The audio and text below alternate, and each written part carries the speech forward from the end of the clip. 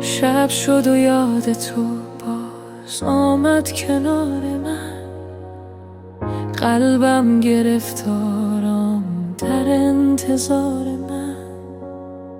هر لحظه بی تو سخت دنیا غریب میشه، این دل بدون عشق آرام نمیشه.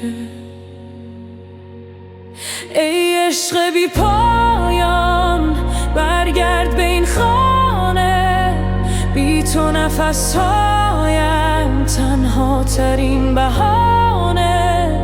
هر قطره اشکم نام تو را دارد، دل بی وفای من هنوز تو را یارد.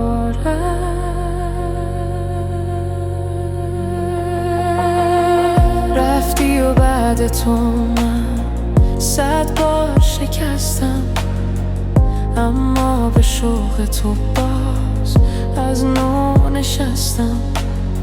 چشمام به راه تو بود هر صبح و هر شب، جز تو نخواست این دل حتی یه لحظم تب.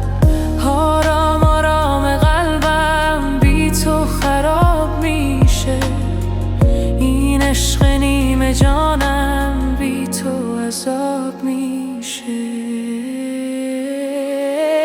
عشق بی پایان برگرد به این خانه، بی تو نفسهایم تنها ترین بهانه. هر قطره اشکم نام تو را دارد، دل بی وفای من هنوز تو را یاره.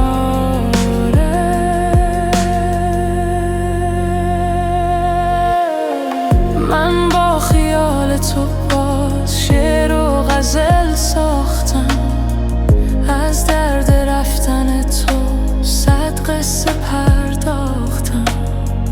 اما چه سود وقتی راحت جدا بوده، این دل اسیر عشق تنها رها بوده.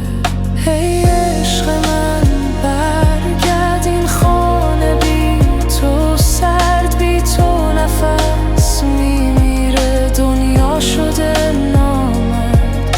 برگرد که با لبخند روشن شه هر لحظه، این دل هنوز میخوادت از عمق یک بغض تازه. هر شب بدون تو